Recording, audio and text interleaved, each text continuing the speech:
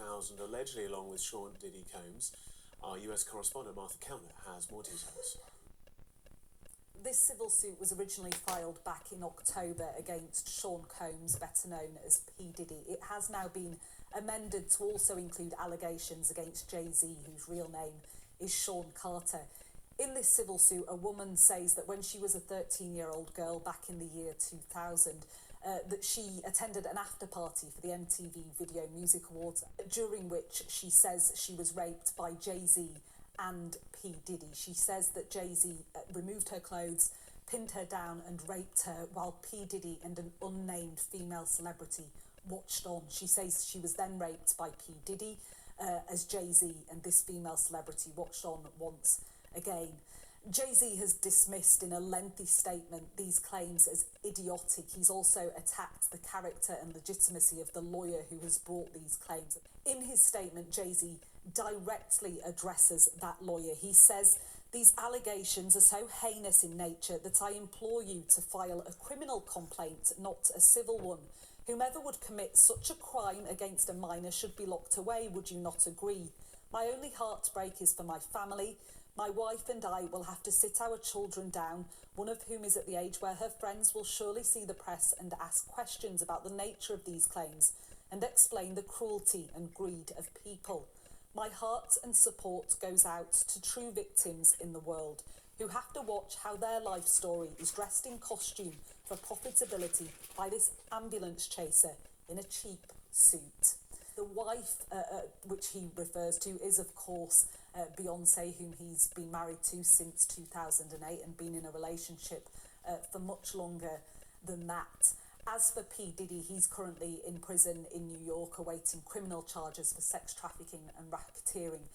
He faces more than 24 civil lawsuits.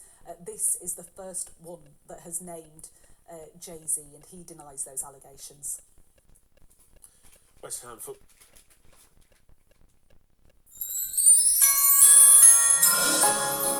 Irresistible. Tens of thousands of people have suffered a second night without power after the widespread disruption caused by Storm Dara. According to Energy Networks Association, 91% of affected customers have now had their connection restored. A man in his 40s has died in a fire in Cumbria. Police say he was found dead in a flat in Kebby Lonsdale yesterday morning. A second man took himself to hospital with minor injuries. Programme.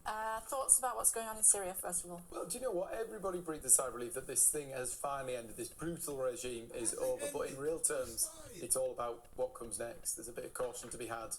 We know, what comes next in terms of security and stability for the Syrian people.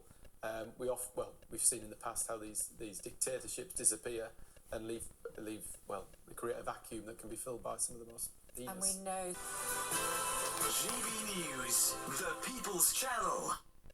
What that partnership will look like, and not just a sort of softening of relations. Okay, let's see what happens for now. Serena, thank you very much indeed. Quick look at the weather for you now here on Sky News Monday morning after the stormy weekend. It'll be much more settled this week with the return of overnight frost and fog. Dry start for many with a patchy frost for Scotland, Ireland and Northern Ireland. Expect a mainly dry, sunny and calm morning there. From sharing the nibbles to sharing the goss.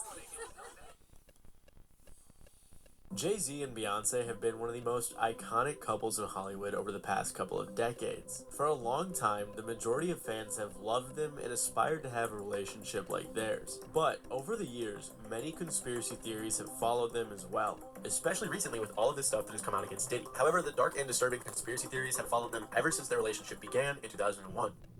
After meeting each other in the year 2000, Jay-Z and Beyonce began dating in 2001, when Beyonce was 19 and Jay-Z was 31, which was already a little strange right off the bat. Regardless, both of them were already fairly successful as artists. Jay-Z had multiple successful albums out, had hit the Billboard charts a few times, and had also worked with artists like Mariah Carey, Biggie, and Kanye. He also created his record label, Rockefeller Records. Around the same time, Beyonce was coming up with Destiny's Child, and they also had their fair share of chart-topping hits. And despite the crazy amount of success that they already had, as I'm sure most of you guys know, they went on to become some of the biggest artists ever. With Jay-Z becoming a huge music mogul, aside from his personal success as an artist, Jay-Z's been called the greatest rapper of all time time by multiple publications, and Beyonce has been named one of the greatest vocalists and entertainers of all time as well. So these two were destined to become a power couple, and that's exactly what they became. The two have collaborated on multiple songs over the years, which helped both of their careers. Jay-Z has released iconic albums like The Blueprint and 444. He's also had many successful business ventures over the years, with his companies like Rockaware and the 4040 Club, along with his acquisition of Tidal. On top of that, Rockefeller has helped to produce artists like Kanye, Cameron, Beanie Siegel, Jadakiss, and more. Because of all of this, Jay-Z became hip-hop's first billionaire, and most recently has an estimated net worth of $2.5 billion.